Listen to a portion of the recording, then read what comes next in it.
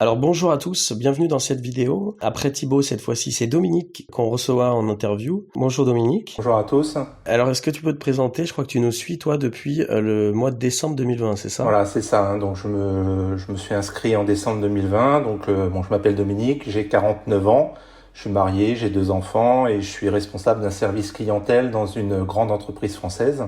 Je joue au paris sportif et au turf, hein, de manière plus ou moins intensive depuis que je suis majeur en fait. Et en fait, le but de l'interview aujourd'hui, hein, je souhaitais remercier vraiment Tipster Pro de l'expérience intense que j'ai vécue sur ces quelques mois, hein, parce que c'est pas si longtemps.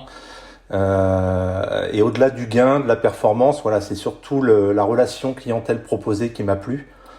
J'ai trouvé de la bienveillance, une méthode de mise pour limiter le risque de banqueroute trop rapide qui était top aussi, et surtout le franc-parler, voilà, et l'absence de fausses promesses, parce que des tipsters, pardon, j'en ai suivi plusieurs. Bon, souvent on est sur des promesses ou différents types de paris où finalement on gagne un jour, mais finalement on perd beaucoup aussi dans les mises. Voilà, là on était plutôt sur quelque chose de centré, pas trop large et intéressant, et en fait l'absence de fausses promesses, la bienveillance, c'est ce que j'attends au travail de mes collaborateurs, donc le trouver ici, ça m'a fortement plu en fait. D'accord, donc tu as d'abord débuté dans le turf et ensuite t'es allé sur les paris sportifs ou c'était même en parallèle? Non, en fait c'était, alors il y a eu un peu de parallèle, mais j'étais surtout sur le turf, et donc j'ai commencé là-dessus. Mais après, effectivement, ça me prenait un temps dingue, hein, parce que préparer les courses la veille pour le lendemain, ça prend du temps. Bon, j'ai une vie de famille, j'ai un boulot qui est intense aussi, et c'est vrai que ça me prenait beaucoup de temps. Et je me suis dit, tiens, pourquoi pas essayer plutôt une autre méthode de pari que les paris sportifs, où ça peut prendre aussi un certain temps. Mais j'ai trouvé votre méthode où en fait, on fournissait les résultats directement, quoi. Donc, en termes de gain de temps, c'était top, quoi. Et t'as réussi à être, est-ce que t'as réussi à générer des gains soit régulièrement, soit Non, même occasionnellement? non, en faisant le bilan sur une année, j'ai jamais été gagnant en fait. Alors je perdais pas énormément, hein, parce que je misais de manière très mesurée. Puis j'avais pas la situation que j'ai aujourd'hui non plus, hein, donc voilà, je suis quelqu'un de plutôt raisonnable. Par contre, effectivement, je misais un peu au hasard, hein, comme je le sentais. Et dans la durée, c'est pas payant en fait, hein. On voit que dès l'instant qu'on n'a pas une méthode précise, avec enfin un peu ce que vous proposez en fait, hein, que je comprends pas d'ailleurs, hein, comme je le dis, quand j'en discute avec mes amis, je sais même pas pourquoi il y a un match nul un jour, j'arrive pas à le trouver moi-même, donc c'est un peu frustrant, on va dire, quand on est scientifique comme moi de formation, mais en même temps, voilà, il faut savoir aussi faire appel à des compétences qu'on n'a pas, pour pas se prendre la tête, et puis surtout gagner, parce que au final, la frustration est remplacée par un gain qui a été assez énorme, hein, comme on en parlera après, hein. Et du coup, qu'est-ce qui t'a, enfin, déjà, comment tu nous as découvert et qu'est-ce qui t'a fait passer le cap un peu de t'abonner?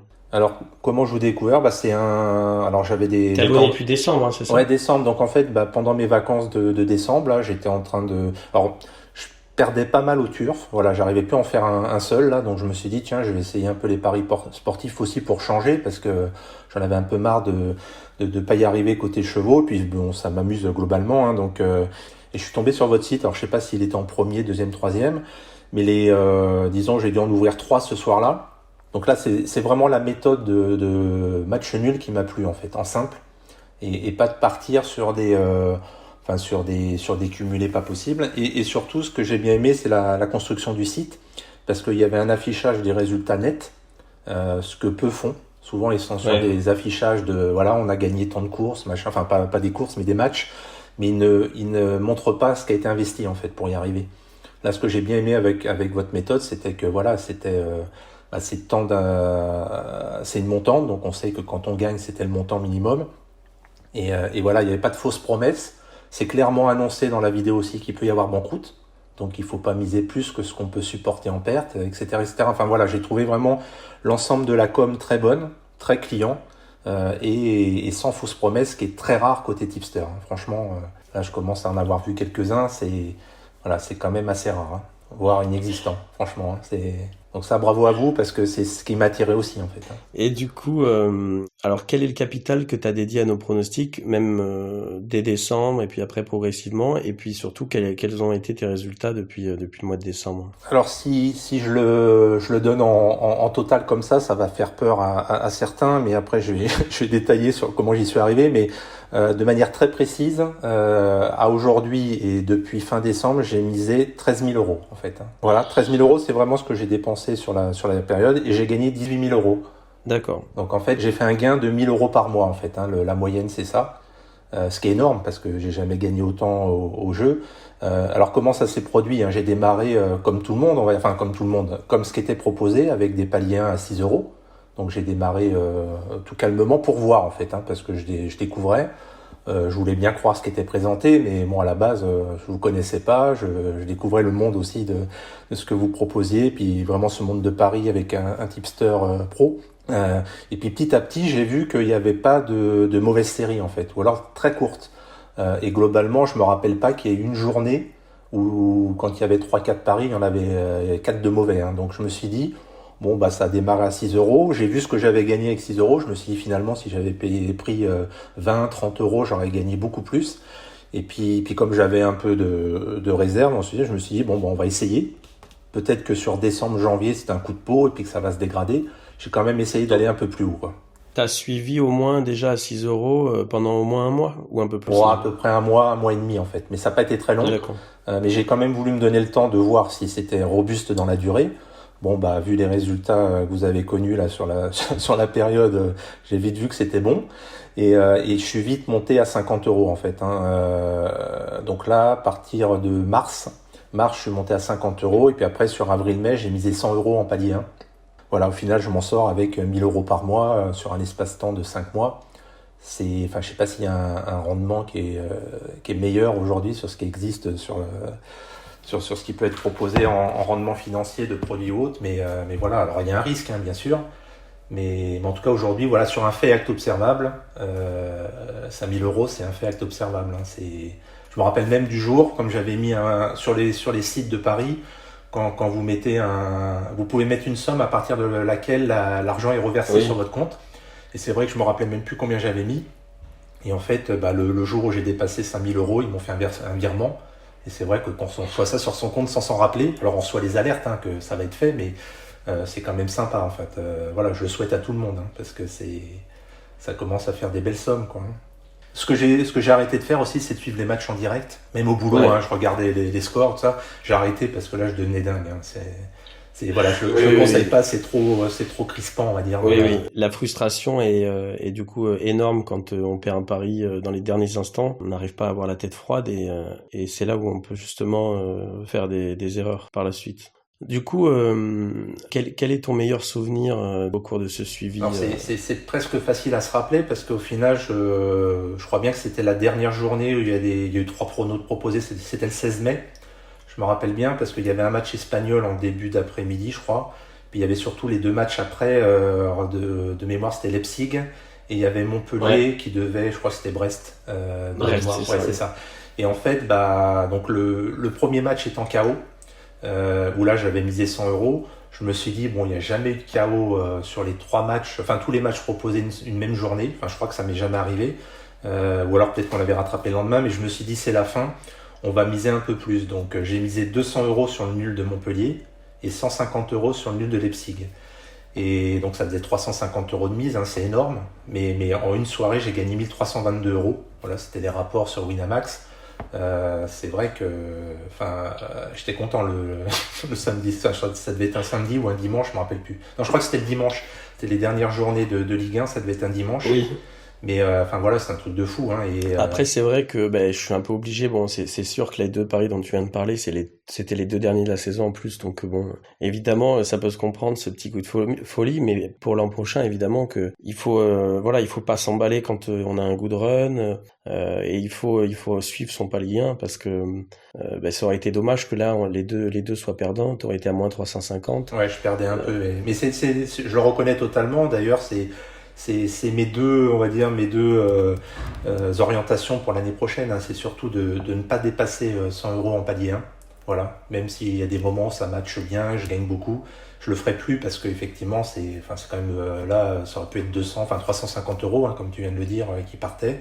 Donc ça je le ferai plus, je dépasserai pas le 100 euros et surtout de respecter scrupuleusement la méthode de la montante parce qu'il y a des moments j'ai fait un peu n'importe quoi aussi.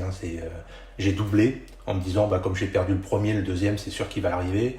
Voilà, tout ça c'est je rejoins le fait qu'il faut suivre une méthode, ne pas s'en dérouter, parce que c'est trop risqué en fait. Et effectivement, il aurait fallu que on aurait pu être sur une mauvaise série, ça vous est arrivé sur l'ensemble de l'historique. Je tombais là-dessus, ça aurait été dommage que je reperde un gros bénéf d'avant. Donc voilà, ça c'est vraiment mes orientations pour l'année prochaine. Je vais suivre scrupuleusement la méthode. Oui, parce que on n'est pas à l'abri, c'est quand même assez fréquent que les 3 premiers paris soient perdants et on va quand même aller jusqu'à 5-6, c'est assez fréquent, on va dire. Justement, par rapport à propos des volumes de paris, est-ce que le volume mensuel, c'est-à-dire à peu près une trentaine entre 25 et 50 paris par mois et les volumes quotidiens, bon, cette année c'était un peu particulier avec le Covid, il y avait beaucoup de matchs le dimanche. C'était moins réparti sur le week-end, samedi, dimanche. Est-ce que ça t'a convenu le volume de paris? Clairement oui, parce que déjà ça donne une vision de maîtrise en fait. C'est-à-dire que vous faites pas des paris pour dire des paris. Il y a des jours où il y en a pas. C'est un gage de sérieux aussi. Le fait de pas absolument vouloir qu'il y ait un pari tous les jours. Si la méthode ne sort pas de pari, c'est pas rendre service de quand même en donner un en disant ça va peut-être passer au autre. Donc ça, moi je trouve ça très bien que vous soyez centré sur des matchs précis, qu'il y en ait moins. Il y en a quand même beaucoup, parce que ça a permis quand même pour moi de faire 5 000 euros en 5 mois. C'est qu'il y a eu quand même un peu de volume. C'est sûr que les jours au milieu de semaine, surtout à la fin des championnats, où il n'y avait plus grand-chose, on est pressé que la Ligue Europa passe pour arriver vite le week-end. C'est aussi ça qui est sympa en fait. Parce que le fait d'attendre quelque chose, c'est un peu comme on va dans un bon resto. Si on y va tous les jours, on va vite perdre le goût aussi. C'est ça qui me plaît, moi, dans le fait d'attendre un événement, comme aller à un concert ou autre. Alors, j'exagère peut-être dans la comparaison, mais voilà, ça reste un événement qui est pas... Potentiellement, il ne peut rien se passer le lendemain. C'est ça qui est sympa aussi. On ne le sait pas à l'avance. Ah oui. Donc, je le vois que ça s'impatiente dans les messages, et c'est clair. Je ressens la même chose, mais...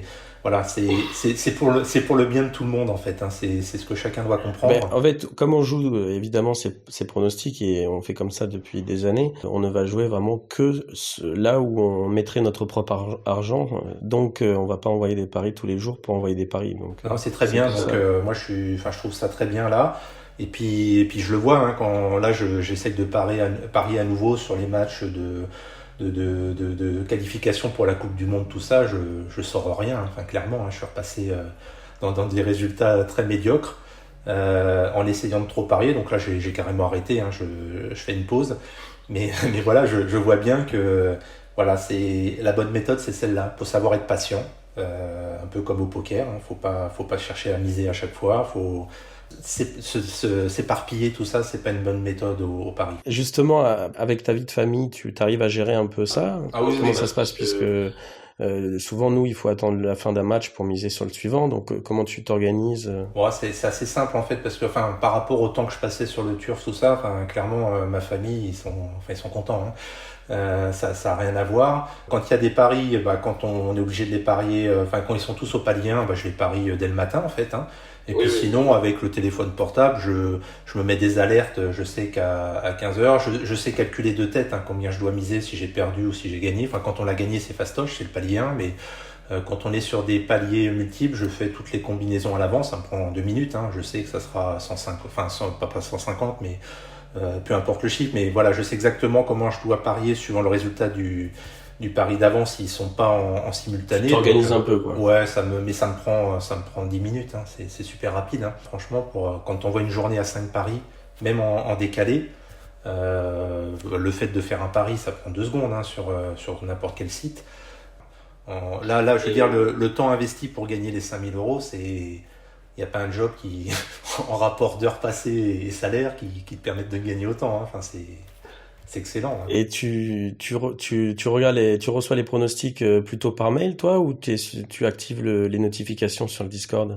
Discord. Ouais, je suis que par Discord. Je connaissais pas Discord avant vous, en fait. Hein. Je l'avais jamais utilisé. C'est pas mal, hein, Ah moi. non, c'est top, ouais. Mais d'ailleurs, je me suis dit au départ, ils vont me prendre pour un cake parce que je t'ai posé des questions pas possibles hein, au démarrage. Et quand je parlais de bienveillance au début de la vidéo, c'est ça, en fait, parce que je t'ai vraiment posé des questions qui étaient spéciales quand même. Et j'ai trouvé que tu restais calme. Posé, tu répondais voilà en gros de la même façon à quelqu'un qui posait une question très très complexe ou toute basique. Je trouvais ça bien aussi parce qu'il y avait il y avait un bon accueil. Moi je découvrais le truc, voilà, mon but c'était de parier au départ. Voilà, même sur pourtant je suis scientifique, même le calcul de la montante, je m'étais gouré dans le truc. Enfin, tu vois, c'est quand on débarque, voilà, c'est bien d'être accueilli, c'est un point positif aussi. Hein, c'est que Ça t'est arrivé de prendre des paris au boulot? ah oui, oui, oui, bah si tu veux, je suis manager d'une équipe de 130 personnes. Le patron, il a le droit aussi de temps en temps de. Donc si tu veux, donc non, je suis assez à l'aise. Ça me prend 2 secondes. Ça me prend moins de temps que d'aller aux toilettes. Hein. Ton entourage, bon, j'imagine que ta femme est au courant, mais est-ce que t'en parles un petit peu autour de toi et qu'est-ce qu'ils en pensent? Bah en fait, alors bon, bien sûr, mon épouse est au courant parce que elle sait que je passe beaucoup de temps là-dessus. Enfin, elle l'a vu notamment par rapport au turf. Après, voilà, je fais pas plus de pub que ça, notamment sur les gains que j'ai faits parce que voilà, je sais que la somme que ça peut représenter, ça peut être plus ou moins bien pris par l'entourage par rapport à ce qu'il gagne. Enfin, je sais ce que chaque employé qui travaille pour moi gagne, parce que c'est moi qui ai une vision des salaires. Et voilà, c'est des sommes énormes par rapport au salaire moyen de chacun. Donc voilà, faut rester bienveillant par rapport à tout ça. Et puis, donc voilà, j'en parle plutôt dans ma famille, mais moins au boulot, quoi. Et donc, pour finir, l'an prochain, du coup, tu m'as dit un petit peu ce que tu comptais changer et donc tu vas allouer quel capital pour la saison prochaine? Moi, je vais repartir sur le palier 1 à 100 euros. Après, on va dire le capital, je vais démarrer un peu comme cette année, hein, avec 2000 euros en bankroll. Et puis après, bah, on verra ce qui se passe, on va dire entre guillemets. Hein. S'il y a une série longue, bah, je verrai jusqu'où je peux aller. Voilà, le message à porter aussi, c'est que voilà, faut prendre du recul à ça. Quand on commence à trop paniquer pour des paliers à 6 euros pour 3-4 matchs perdus, et voilà, il faut vraiment s'interroger au stress négatif que ça peut apporter aussi. Hein. Voilà, le but, c'est d'être vraiment en paix avec soi-même, avec les montants qu'on affiche et pas penser à ça toute la journée en fait. Hein. C'est ça qui est important. Ben écoute, merci beaucoup en tout cas Dominique d'avoir accepté cette interview et puis je nous souhaite à tous les deux autant de réussite la saison prochaine qu'on a pu avoir cette saison. Ouais, bah merci en tout cas. Et puis merci de ton soutien en tout cas et bonnes vacances à toi pour cet été du coup. Ouais, merci, bonnes vacances à Allez. tous et puis au plaisir de tous nous retrouver quoi. Au plaisir Dominique, ciao. Salut.